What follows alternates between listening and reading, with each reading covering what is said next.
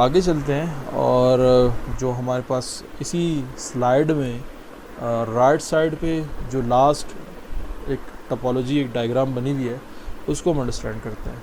सो इसमें ये जो आपको नज़र आ रहे हैं, एरो नज़र आ रहा है आपको,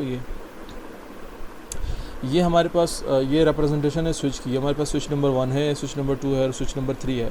हम क्या अंडरस्टैंड कर रहे हैं? आप ये अंडरस्टैंड कर रहे हैं कि आपने वीलैन तो बना लिए। क्या किए? वीलैन बना लिए। अब ये जो रेड और ब्लू का हमने एक यहाँ पे मसला क्रिएट किया है कि भाई रेड जो है वो फाइनेंस वालों को हमने दिया कलर, अपनी अंडरस्टैंडिंग के लिए उनको असाइन किया हुआ है। वैसे कलर नहीं है, नंबर है। रेड जो है वीलन 1 है और ब्लू जो है वो वीलन 2 है। तो हम स्विच नंबर 1 पे, जहाँ पे जिस रूम में स्विच नंबर 1 लगा हुआ है, वहाँ पे 2 बंदे जो हैं वो फाइनेंस के बैठते हैं और बाकी जो बंदे वो आईटी के बैठते हैं। तो जहाँ पे फाइनेंस के बंदे हैं वहाँ पर उनकी जो पोर्ट्स हैं, यानी ये पोर्ट्स जो है मैंने वीलन 1 में डाली हुई है और बाकी जो है वीलन 2 में है।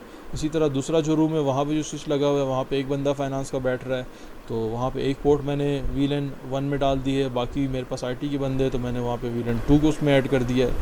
अब यहाँ पर हमारे पास एक आईटी के बंदा है, बाकी सारे फाइनेंस के बंदे हैं, सॉरी 2 फाइनेंस के बंदे हैं। सो 3 पोर्ट्स मैंने वीलन 1 में ऐड कर दिए हैं और 2 पोर्ट्स जो हैं वो मैंने वीलन 2 में ऐड कर दिए हैं और 3 पोर्ट्स जो है मैंने वीलन फाइनेंस का जो वीलन 1 है उसमें 3 पोर्ट्स हैं और जो आईटी का वीलन है वीलन 2 उसमें 2 पोर्ट्स हैं। सो ये सारे स्विचेस जो हैं वो एक लोकेशन पे नहीं है, वो डिफरेंट रूम्स में, वो 3 रूम्स में, यानी एक मेन रूम है, एक हॉल है, एक आपके पास सेकंड फ्लोर पे। सो वहाँ पर आपने इनको जो आपके क्यूबिकल हैं, जो पर्सनस हैं, जो स्टाफ है वहाँ पे बैठता है। वीलन्स आपने बना दिए हैं।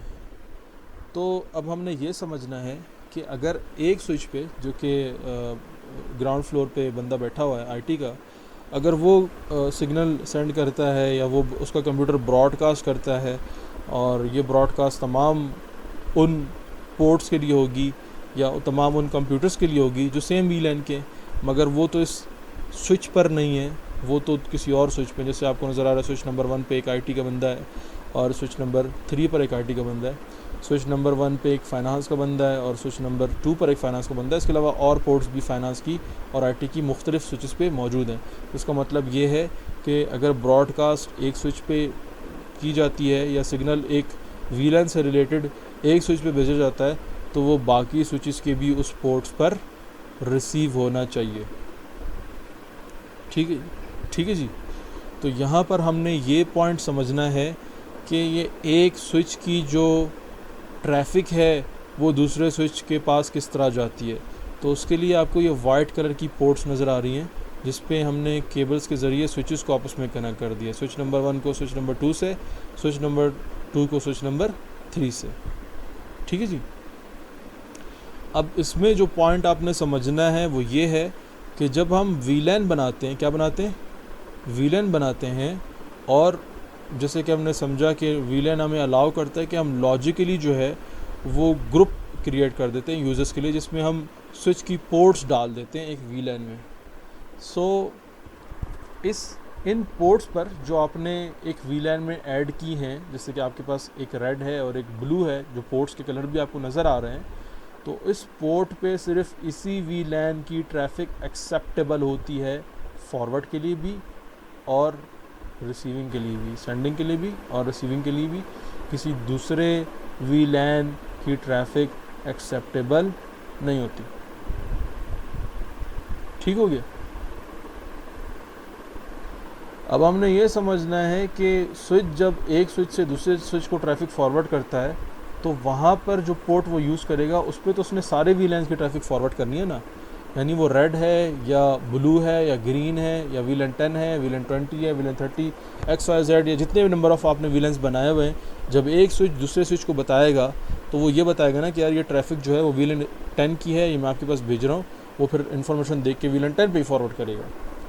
मगर स्विच और स्विच के दरमियान, यानी स्विच 1 और स्विच 2 या स्विच 1 स्विच 2 स्विच 3 के दरमियान में जो हमने कनेक्शन इस्टेब्लिश किया हुआ है या जो पोर्ट हमने यूज़ की हुई है वो ट्रंक पोर्ट है। वो कौन सी पोर्ट है? वो ट्रंक पोर्ट है, जहाँ पर आपने इस किस्म की कॉन्फ़िगरेशन परफॉर्म की है कि आपके पास जो इंफ्रास्ट्रक्चर है उसमें हर स्विच पे डिफरेंट वीलैंस मौजूद हैं यानी एक स्विच पे 2 VLANs हैं, उसके कुछ पोर्ट्स हैं, फिर दूसरे स्विच पे कुछ वही VLANs हैं, पोर्ट्स जो हैं वो डिफरेंट, किसी में 3 है, किसी में 2 हैं, फिर एक तीसरा स्विच आ रहा है, उसमें भी इस तरह वेरिएशन आ रही है। सो एक स्विच से ट्रैफिक जो है दूसरे और तीसरे स्विच के पास लाना किसकी ज़िम्मेदारी है? वो ट्रंक पोर्ट की ज़िम्मेदारी है। किसकी ज़िम्मेदारी है? ट्रंक पोर्ट की। तो आपने ये बात अभी याद रखनी है कि जब हम VLAN क्रिएट करते हैं और VLAN की जो पोर्ट्स होती है जिसने डिवाइस के साथ कनेक्ट होना है, कौन सी डिवाइस? हमारा laptop, photostat machine, printer, scanner, XYZ etcetera. So वो पोर्ट हमेशा एक्सेस पोर्ट होती है जिसमें सिर्फ अलाउडेड या सेलेक्टेड VLAN की ट्रैफिक एक्सेप्टेबल होती है। और जो स्विच टू स्विच कनेक्शन के लिए इस्टेब्लिश हम पोर्ट करते हैं उसको ट्रंक पोर्ट कहा जाता है। बहुत सारे और वेंडर हैं जैसे जूनिपर है और भी काफ़ी और कंपनीज़ हैं, वो इसको टैग के नाम से पहचानती हैं। सो टैग पोर्ट और ट्रंक पोर्ट किस लिए इस्तेमाल होती है? To forward all VLANs traffic, to forward all VLANs traffic. और एक्सेस पोर्ट किस लिए इस्तेमाल होती है? To forward specific VLAN traffic. ये बात समझ में आई आपको?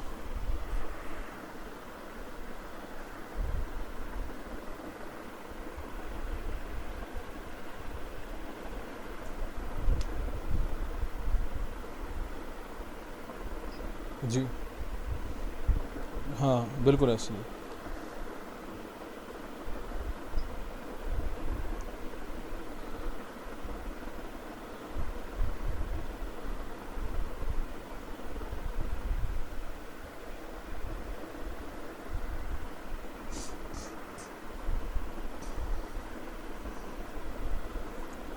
सही। तो आपने जो समझा है उसमें थोड़ी सी मॉडिफिकेशन कर लें। वो ये है कि हर वो पोर्ट जिसको हम कहते हैं ये एक्सेस पोर्ट है, ठीक है जी। ये एक्सेस और ट्रंक है क्या? बेसिकली ये पोर्ट के मोड्स हैं। ये क्या हैं? पोर्ट के मोड्स हैं। एक्सेस पोर्ट वो पोर्ट होगी जो एक VLAN का पार्ट है और उस पर उसी VLAN की ट्रैफिक एक्सेप्टेबल है। अगर वो VLAN 1 में है तो उसमें VLAN 1 एक्सेप्टेबल है, VLAN 2, 3, 4 एक्सेप्टेबल नहीं है। ठीक हो गया? मगर जो हमारे VLAN है ना वो एक स्विच पे नहीं है, वो एक से ज़्यादा स्विच पे हैं। VLAN 1 जो है वो 3 स्विचेस पे है, VLAN 2 वो भी 3 स्विचेस पे है। तो अगर VLAN 1 का जो बंदा जो स्विच नंबर 1 से पे कनेक्टेड है, उसने उस बंदे से कम्युनिकेट करना है जो स्विच नंबर 3 से कनेक्टेड है, वो भी VLAN 1 का ही बंदा है। तो स्विच नंबर 3 के पास स्विच नंबर 1 से वो ट्रैफिक किस तरह जाएगी? तो उसके लिए यूज़ होता है trunk port. Switch to switch transmission के लिए, यानी वो पोर्ट जिस पे तमाम VLANs की ट्रैफिक फॉरवर्ड करनी है ताकि एक स्विच से दूसरे स्विच के पास वो सिग्नल चला जाए। फिर उस स्विच का जो पोर्ट है ना उस पर उसको फॉरवर्ड किया जाएगा। अगर वो VLAN 1 का है तो VLAN 1 पर होगा, अगर VLAN 10 का है तो VLAN 10 का होगा, मगर स्विच के पास तो सब कुछ आना चाहिए ना। तो उसको हम कहते हैं ट्रंक पोर्ट। और एक्सेस पोर्ट और ट्रंक पोर्ट ये दोनों पोर्ट के मोड्स हैं। ये क्या हैं? मोड्स हैं, ठीक है जी। सो आई होप कि काफ़ी कुछ आपको समझ में आ गया होगा। अब इसको दोबारा देख लेते हैं, समझ लेते हैं। ये आपको पैकेट यहाँ पे ट्रांसफ़र होते हुए नज़र आ रहे होंगे, इसको हम समझते हैं और उसके बाद क्लास को हम अख्ताम की तरफ लेके जाते हैं। अब हम क्या समझ रहे हैं? आगे पढ़ना है काफ़ी इतना, ठीक है जी। सो अब हम समझ रहे हैं VTP एंड 802.1Q, हम इसको समझ रहे हैं। VTP क्या होता है और 802.1Q क्या होता है? देखें, जो आपको टोपोलॉजी नज़र आ रही है राइट साइड पे टॉप में, उसमें हमारे पास वही सिनारियो बना हुआ है कि हमारे पास 2 स्विचेस मौजूद हैं। एक सेकंड, मेरे पास यहाँ पे नहीं है, ठीक है जी। ये हमारे पास वही 2 स्विचेस मौजूद हैं। इन स्विचेस को आपने केबल से आपस में कनेक्ट किया हुआ है, switch number 1 and switch number 2 को, और दोनों स्विचेस पे हमारे पास 2 VLANs मौजूद हैं। ये टोपोलॉजी आपको समझ में आई है? इसमें कोई इशू तो नहीं है? स्विच नंबर 1 जो है उस पर आपके पास उसको ज़रा हम गौर से देखते हैं, स्टडी करते हैं। तो उस पर आपके पास एक VLAN 10 है जिसमें PC 11 मौजूद है। इसी तरह उसमें VLAN 20 है जिसमें PC 21 और PC 22 उसमें एडिड हैं। स्विच की जो पोर्ट्स हैं वो 0/1 से PC 11 कनेक्टेड है, 0/3 और 0/4 जो है उसे 21 और 22 कनेक्टेड है। इसके बाद जो गीगाबिट यानी वो पोर्ट जिस पे गीगास की स्पीड अलाउडेड है, फॉरवर्ड और सेंड रिसीव की जा सकती है 1 गिग की या अबव 1 गिग की GB की। सो वो पोर्ट हमने यूज़ की है to connect these two switches. हमने दोनों स्विचेस को आपस में इससे कनेक्ट किया हुआ है।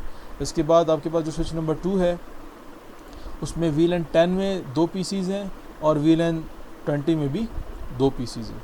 ठीक है जी। अब हम क्या समझ रहे हैं, हम ये समझ रहे हैं कि भाई ये जो VLAN 10 में PC 11 है, इसने क्या किया, इसने एक डेटा सेंड किया। इसने क्या सेंड किया, डेटा सेंड किया।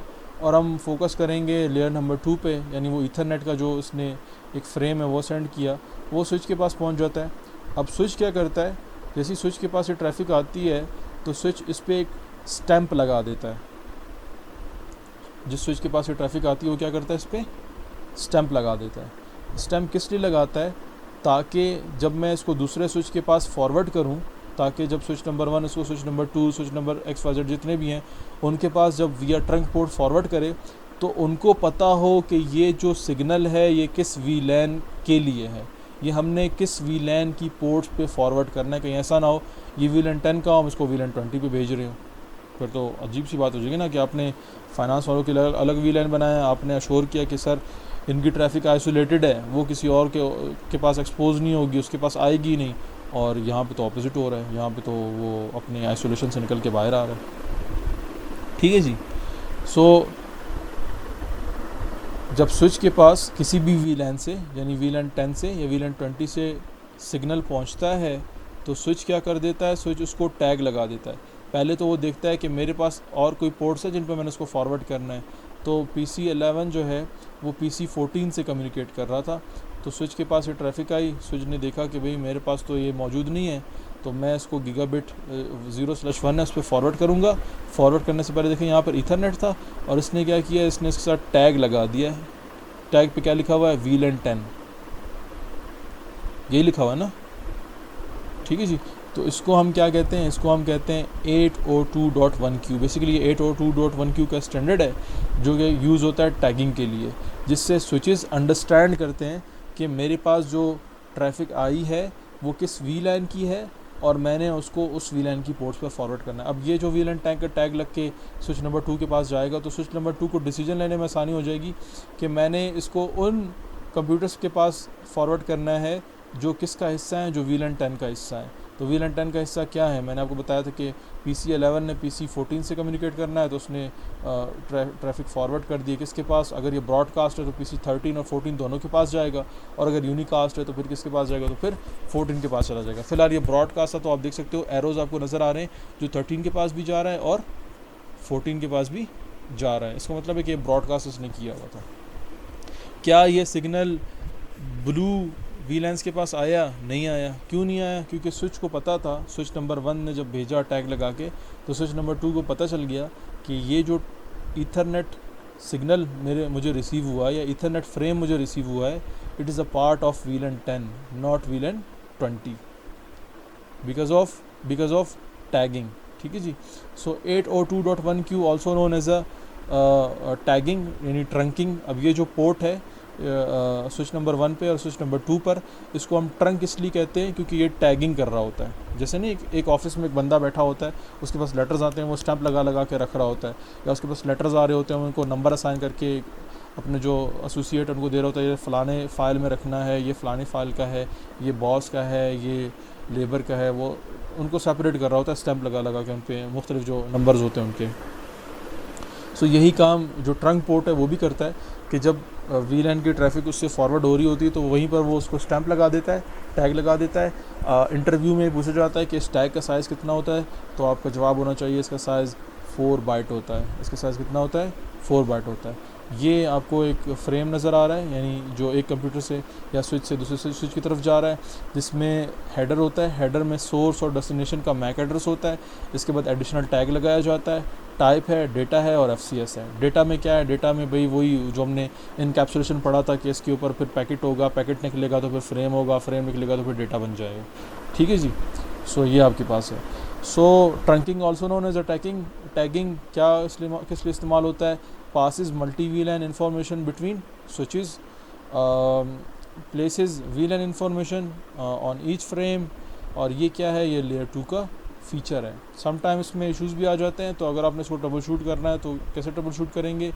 एनालाइजिंग स्विच इंटरफेस स्टेटस, आपने स्विच के इंटरफेस को देखना होता है, इसकी लाइट के इंटरफेस को देखना होता है।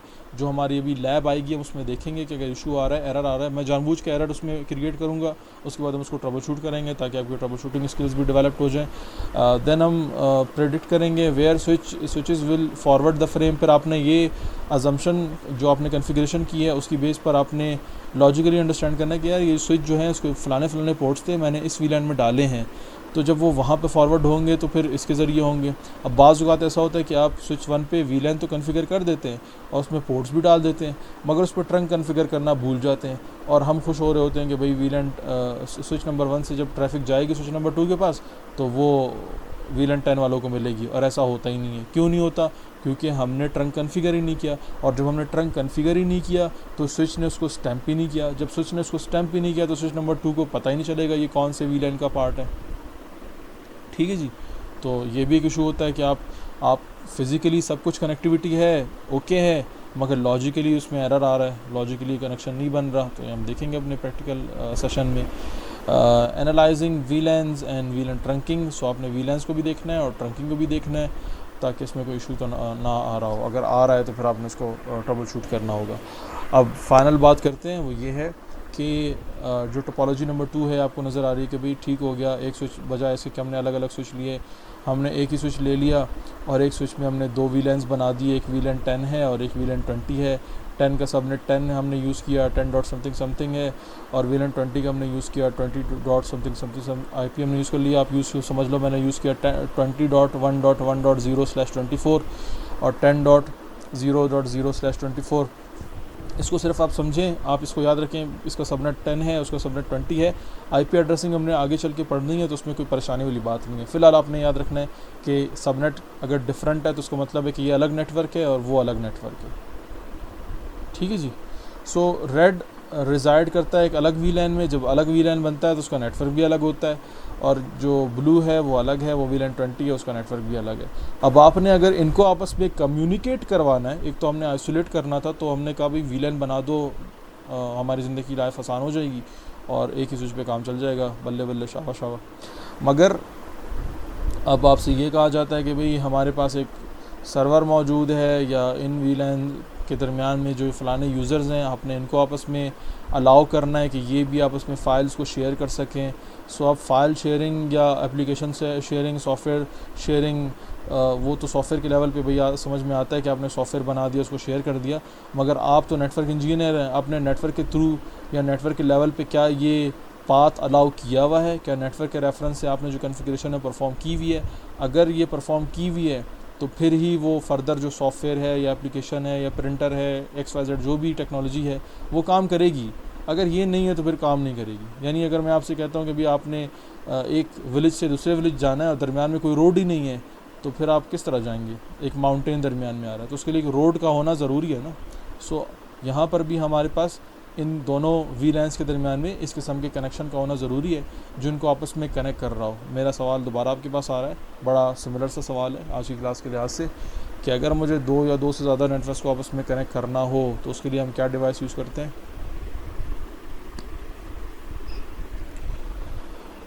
टोपोलॉजी में बना हुआ है आपके सामने, ज़रा गौर से देखिए।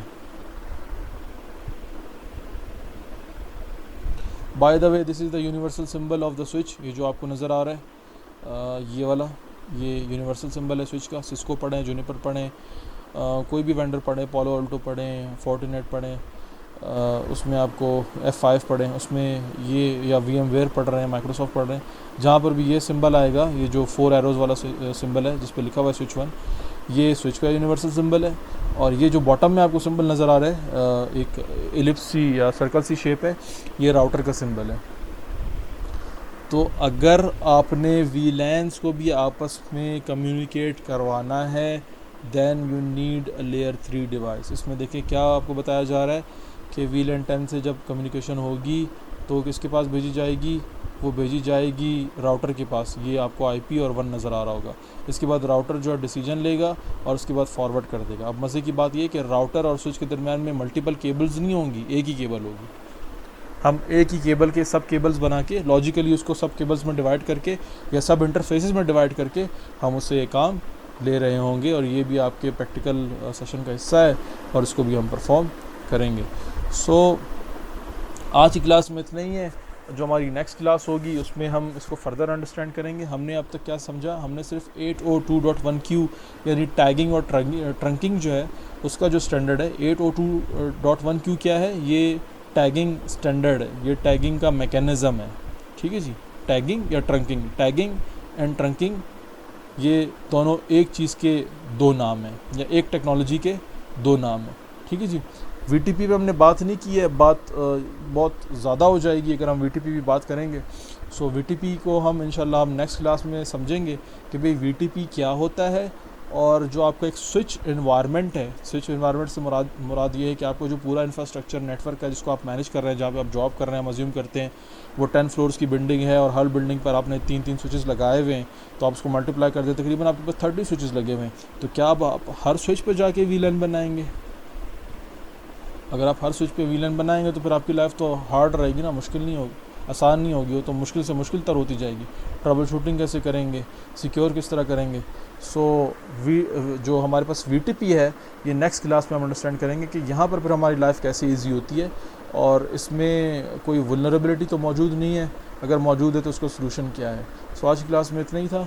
आई होप आपको समझ में आया होगा। कोई सवाल या मसला है आपका तो आप पूछ सकते हैं। आज की क्लास में इतना ही था। आई होप आपको समझ में आया होगा। कोई सवाल या मसला है आपका तो आप पूछ सकते हैं।